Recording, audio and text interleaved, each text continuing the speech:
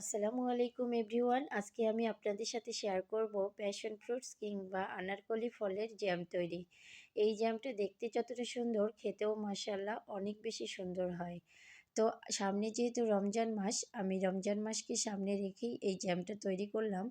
পুরো একটা মাস যেন আমি এই জ্যামটা খুব সুন্দরভাবে খেতে পারি এবং সারা বছরের জন্য করে রাখলাম। যেহেতু ফল শেষের দিকে, তাই সারা বছরের জন্য সংরক্ষণ করে রাখলাম। এই জ্যামটা সব কিছুর সঙ্গেই খেতে অনেক বেশি ভালো লাগে। ব্রেডস বলেন, রুটি, পরোটা অথবা খিচুড়ি, সব কিছুর সঙ্গেই কিন্তু এই জ্যামটা খেতে অনেক বেশি ভালো লাগে।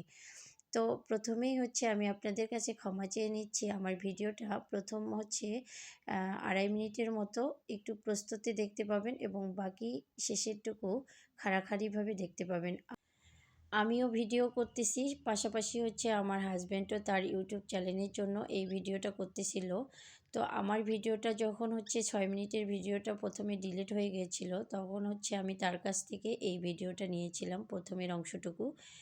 যাই হোক, প্রথমে সে যেহেতু ইউটিউবে ভিডিও মেক করে, সে কিন্তু প্রস্তুতে ভিডিও মেক করে।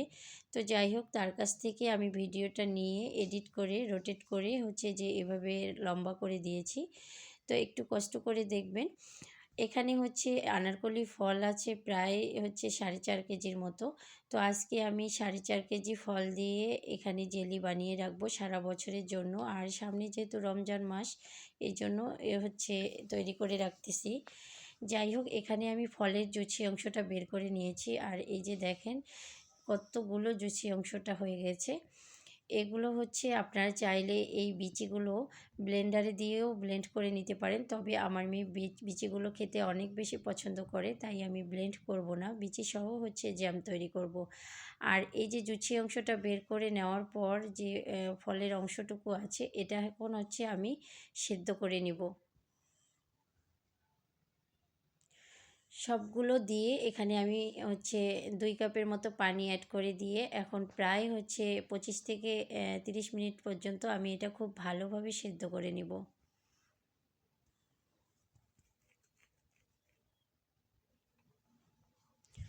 খুব ভালোভাবে সেদ্ধ করে নেওয়া হয়ে গেলে আমি এটাকে নামিয়ে নিব।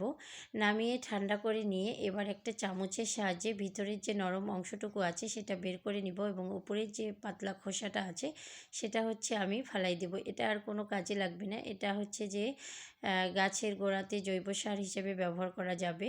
তো যাই হোক, এই যে ভিতরের আমি নরম অংশটুকু বের করে নিয়েছি।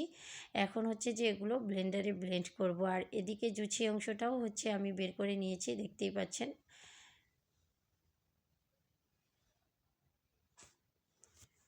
তো এবার আমি ভেতরের যে নরম অংশটুকু বের করে নিলাম চামচের সাহায্যে। তো এটাকে ব্লেন্ড করে নিব, একদম স্মুথভাবে ব্লেন্ড করে নিব।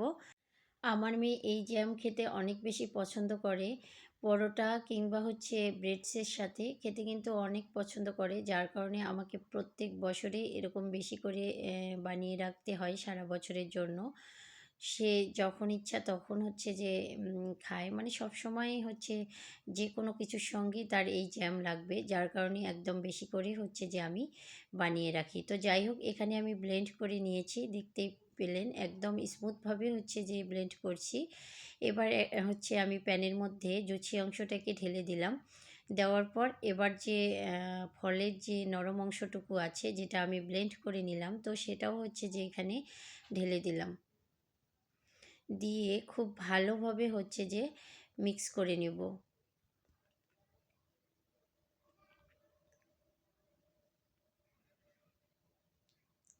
প্রথম অবস্থাতে চুলার আঁচটা একটু হাই হিটে দিয়ে খুব ভালোভাবে মিক্স করে নিব। মিক্স করা হয়ে গেলে এ পর্যায়ে চুলার আঁচটা আমি মিডিয়ামে রেখে দিব। দিয়ে খুব ভালোভাবে নেড়েচেড়ে নিব। অনবরত নাড়তে হবে, যেহেতু এটা আঠালো হয়ে যাচ্ছে, যার কারণে অনবরত নাড়তে হবে।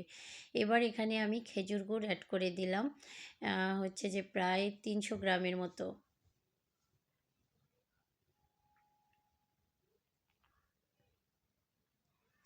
খেজুর গুড় অ্যাড করে দিয়ে আমি আবারও খুব ভালোভাবে নেড়েচেড়ে নিচ্ছিলাম। চুলার আঁচটা মিডিয়ামে রেখে এভাবে অনবরত নাড়তে হবে আঠালো হওয়া পর্যন্ত। এরপর এখানে আমি হচ্ছে যে অ্যাড করে দিলাম লেমন জুস। এখানে আমি লেমন জুস অ্যাড করে দিলাম 1/2 কাপ পরিমাণের মতো। আমি প্রথমে অ্যাড করেছিলাম এবং পরবর্তীতে আরও অ্যাড করেছিলাম, সেটা ভিডিওতে স্কিপ হয়ে গেছে। এভাবে কিছুটা সময় নেড়েচেড়ে আমার মনে হলো যে এখানে হচ্ছে মিষ্টির পরিমাণটা একটু কম হয়ে গেছে, তাই এখানে আমি আরও হচ্ছে যে প্রায় 150 গ্রামের মতো চিনি অ্যাড করে দিয়েছি। দিয়ে আমি আবারও খুব ভালোভাবে নেড়েচেড়ে নিচ্ছি। চুলোর আঁচটা মিডিয়ামে রেখে এভাবে অনবরত নাড়তে হবে, না হলে নিচের দিকে লেগে যাবে এবং জ্যামটা খেতে একদমই ভালো লাগবে না।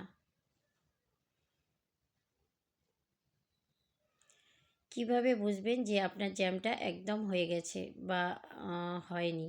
তো যাই হোক, এখানে আপনার বোঝার উপায় হচ্ছে, যখন বুঝবেন যে জ্যামটা একদম আঠালো হয়ে গেছে, এরকম একটা প্লেটের মধ্যে নিবেন। নেওয়ার পর দেখবেন যে জ্যামটা নিচের দিকে খুব তাড়াতাড়ি আসতেছে কিনা। যদি দেখেন যে এভাবে গাঢ় হয়ে আছে, তাহলে বুঝতে হবে আপনার জ্যামটা একদম তৈরি হয়ে গেছে।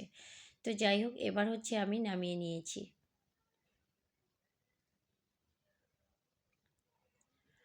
এবার আমি হচ্ছে ঠান্ডা করে বয়ামের ভিতর রেখে দিব সারা বছরের জন্য। তো প্রথমে হচ্ছে আমি একটা বড় বয়াম নিয়ে নিলাম। এই বয়ামটাতে হচ্ছে আমি রেখে দিচ্ছি। দেন হচ্ছে আমি আরও একটা বয়ামের মধ্যে রেখে দিব। ২টা বয়ামের মধ্যে রেখে দিব সারা বছরের জন্য। এভাবে যখন ইচ্ছা তখনই খেতে পারবে। তো আমার ভিডিওটি যদি আপনাদের ভালো লেগে থাকে, তাহলে অবশ্যই একটা লাইক করে দিবেন এবং আমার পাশেই থাকবেন।